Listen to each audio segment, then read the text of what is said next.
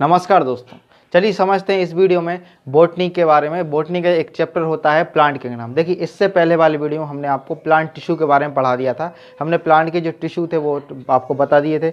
अब इस वीडियो में पहले आप वो देख लेना। इस वीडियो में अपन समझते हैं प्लांट किंगडम यानी पादप जगत के बारे में। देखिए, पादप जगत मतलब होता है प्लांट किंगडम। देखो, अब इसका थोड़ा आपको हम बेसिक बता देते हैं कि किंगडम मतलब क्या होता है, यानी जगत मतलब क्या होता है। देखिए, जितने भी जानवर वगैरह होते हैं, यानी एनिमल्स की बात करेंगे, एनिमल्स में मैमल्स यानी इंसान, स्तनधारी वगैरह सब हो जाते हैं, गाय बैल वगैरह ये सब हो जाते हैं। तो इनकी एक अलग कैटेगरी होती है, वो से एनिमल किंगडम के अंतर्गत पड़ते हैं। ठीक है।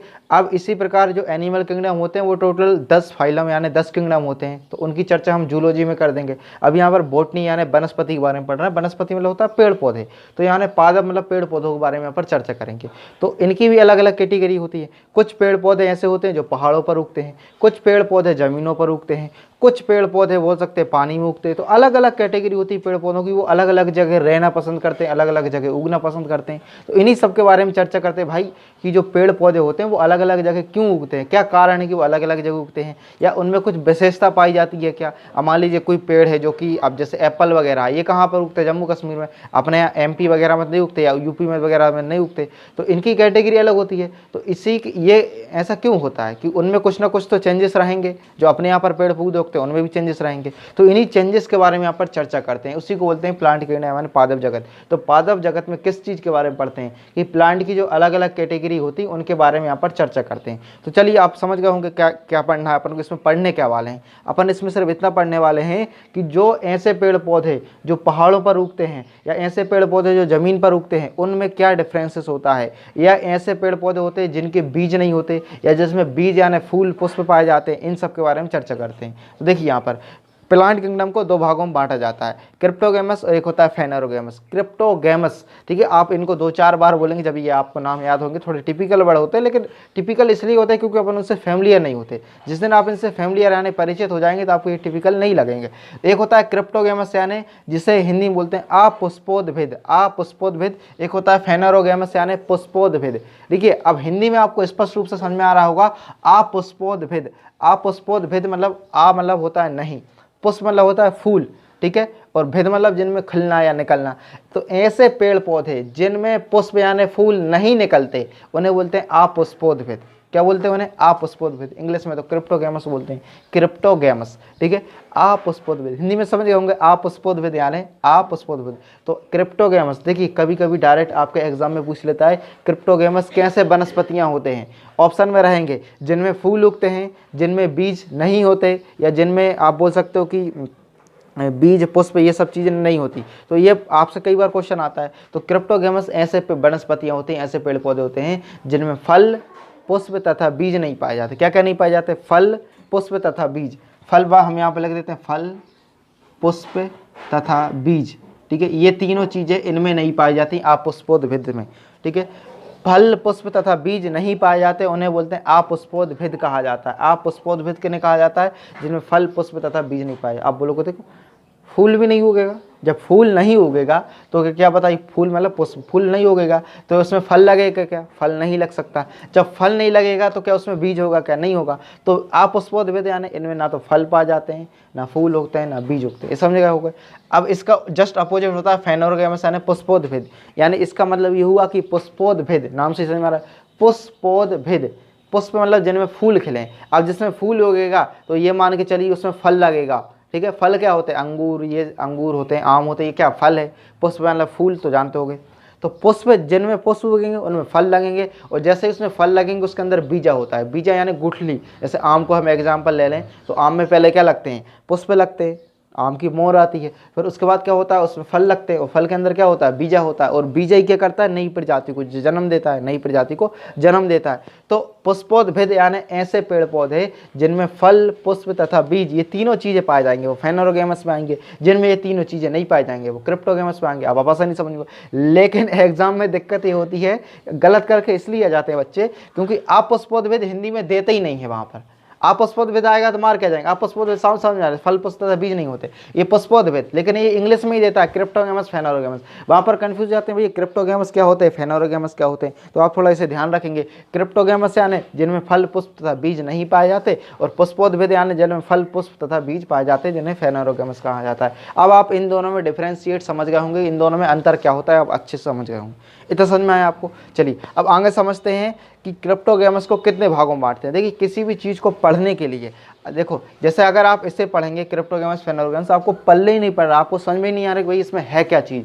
तो किसी भी चीज़ को अच्छे से समझने के लिए, किसी भी चीज़ को अच्छे से समझने के लिए उसको कई कैटेगरी में बांट दिया जाता है। जैसे सबसे पहले वेद आते हैं, 4 वेद हैं, आपने पढ़े होंगे, ठीक है।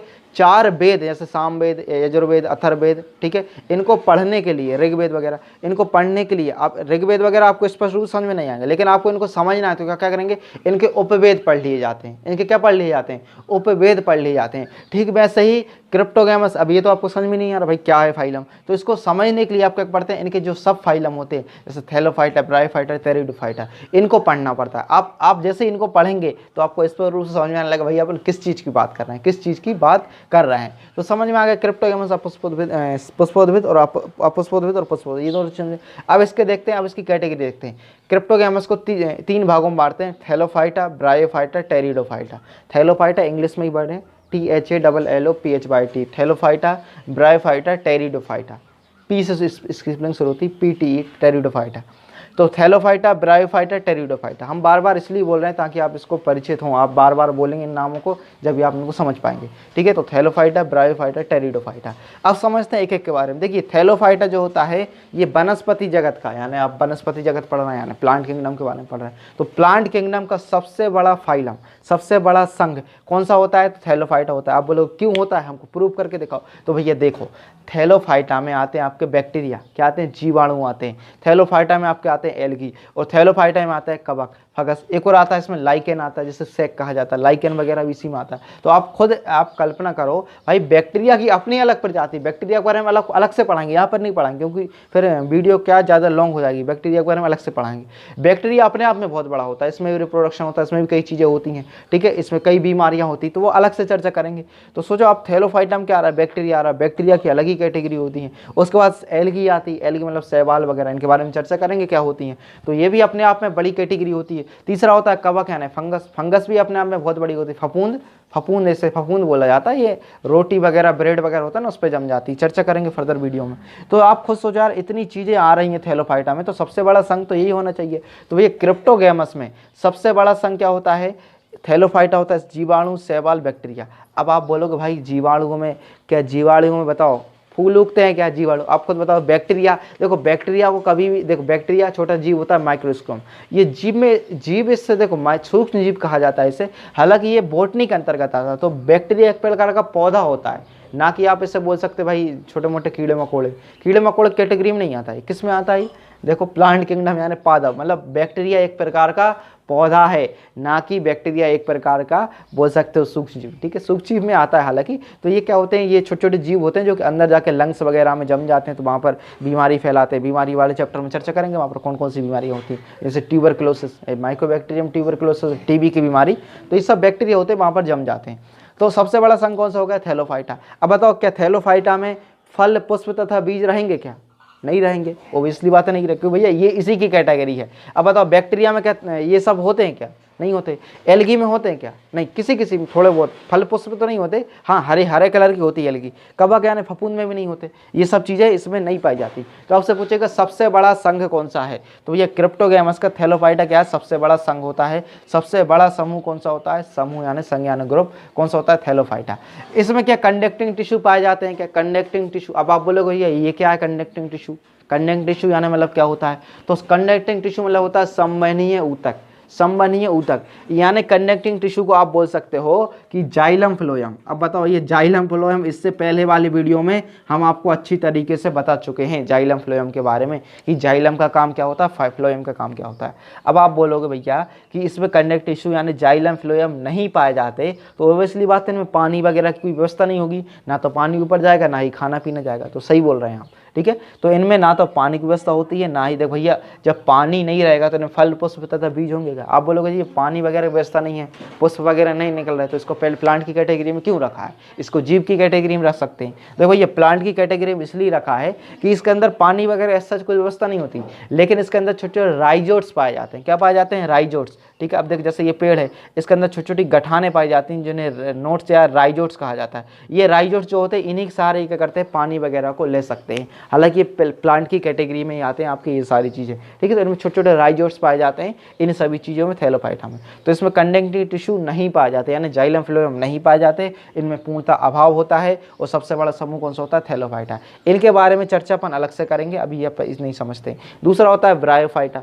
ब्रायोफाइटा की लगभग 25,000 जातियां पाई जाती हैं। स्पीसीज यानी जाति, देखिए जाति के बारे में आपको फिर कभी बताएंगे। स्पीसीज मतलब एक जीनस होता है जिसे संघ कहा जाता है, उसके अंदर उसकी स्पीसीज यानी जाति होती है। आपकी कोई ना कोई सी जाति होगी, ठीक है। जातियां होती हैं, जैसे चौधरी होती है, पटेल होती है, ठीक है, रघुवंशी होती है, ये सब क्या जातियां, ठीक। वैसे ही पेड़ पौधों की जातियां पाई जाती हैं। तो ब्रायोफाइटा की लगभग 25,000 जातियां पाई जाती हैं, ठीक है। इन्हें उभयचर वर्ग, ठीक है, या एम्फीबियन कैटेगरी कहते हैं। एम्फीबियन कैटेगरी यानी उभयचर वर्ग उन्हें कहा जाता है। देखिए उभयचर वर्ग ऐसे जीव होते हैं जो पानी यानी जल में भी रह सकते हैं और जो जमीन पर रह सकते हैं। जैसे हम बोलते हैं मेढक, मेढक को क्या कहा जाता है? उभयचर कहा जाता है। उभयचर यानी जो पानी में भी रह जाता है और जो जमीन पर भी रह जाता है। तो ठीक ऐसे ही कुछ ब्रायोफाइटा होते हैं जो तो पानी में भी रह जाते हैं और जमीन में भी रह जाते हैं, ठीक। इसलिए इन्हें उभयचर वर्ग कहा जाता है। तो एक बार क्वेश्चन आया था, किस समूह के पौधों को उभयचर वर्ग कहा जाता है, यानी एम्फीबियन कैटेगरी कहा जाता है? तो ये ब्रायोफाइटा के जितनी भी जातियां होती हैं वो किस में आती हैं? एम्फीबियन कैटेगरी में आती हैं।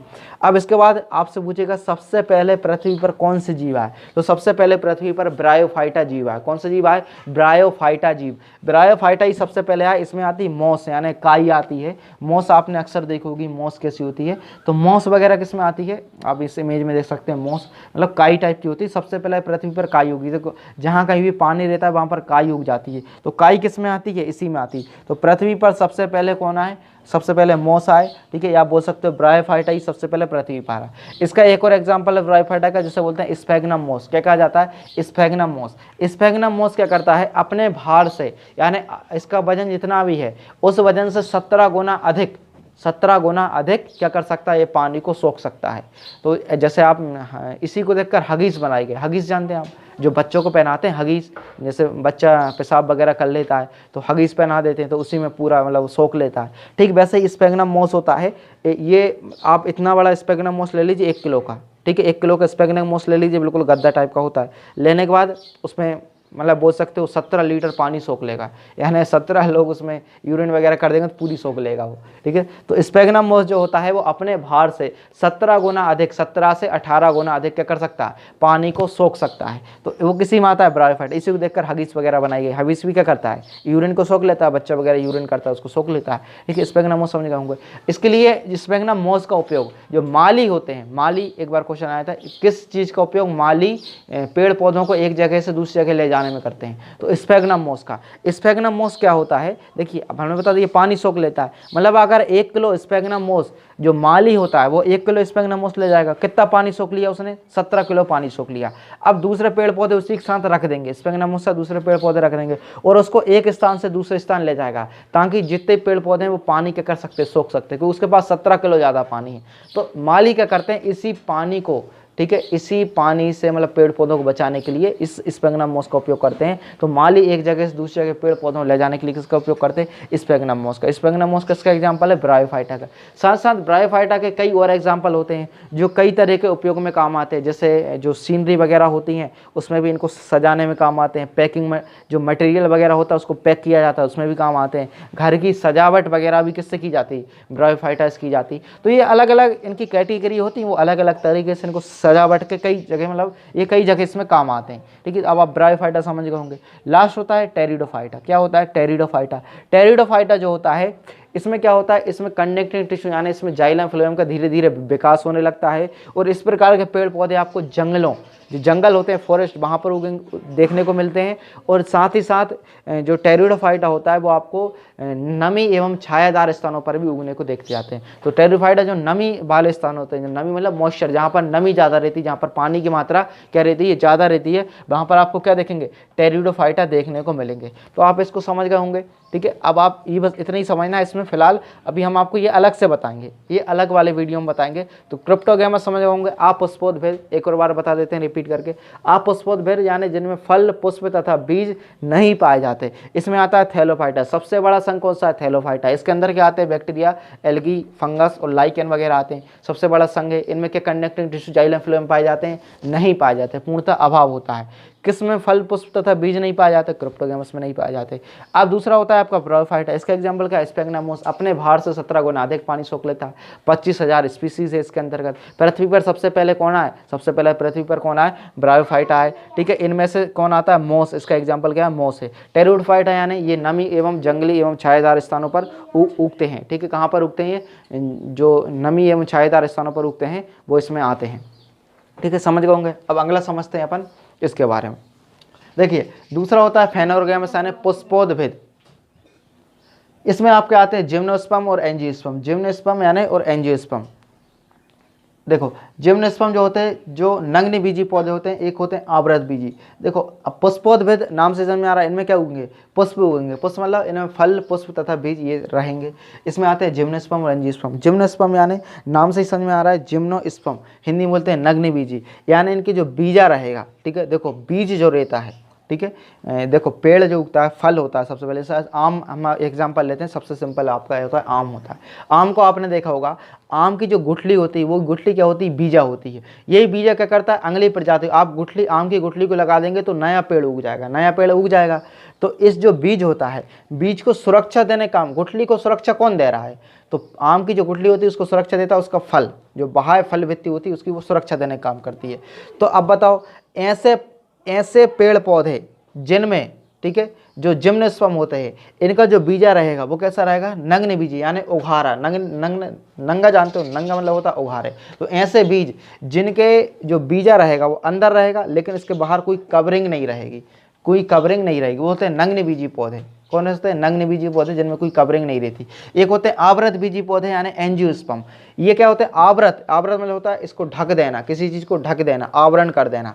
तो अब इसमें क्या आएगा? आम वगैरह आएंगे। इसमें क्या आते हैं? आम वगैरह। तो जो आम वगैरह होता है वो पूरी तरह ढका हुआ होता है, उसके जो गुठली होती है वो ढकी हुई होती है। तो आवृत बीजी इसमें आते हैं, आम, जामुन, ठीक है। जो सारी चीज़ होती हैं वो किस में आती है? आवृत बीजी। अब लोग जिम्नोस्पर्म का एग्जाम्पल बताओ तो स्ट्रॉबेरी। स्ट्रॉबेरी आप जानते होगे, ठीक है। इस इमेज में देख सकते हैं आप स्ट्रॉबेरी। जो स्ट्रॉबेरी होती है उसमें देखना जो बीजे होते हैं वो बिल्कुल बाहर लगे होते हैं, बीजा अंदर नहीं होते।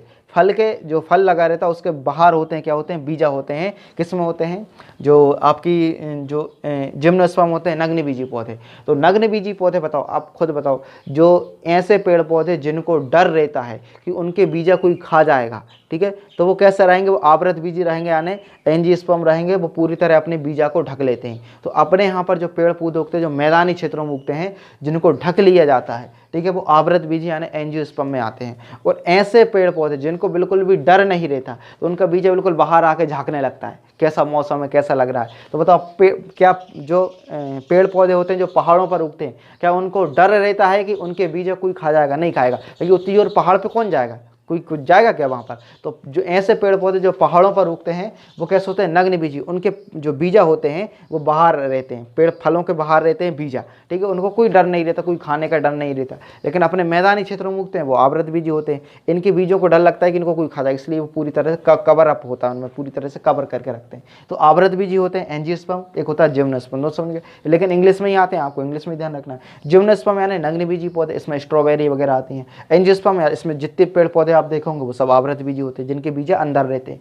और इसके बाद आवृत बीजी को दो भागों में बांटा, एक मोनोकोट एक डाइकोट। मोनोकोट और डाइकोट, एक बीजपत्री और दुई बीजपत्री। मोनोकोट यानी जिनका बीजा तोड़ने पर दो भागों में न टूटे वो मोनोकोट होते हैं।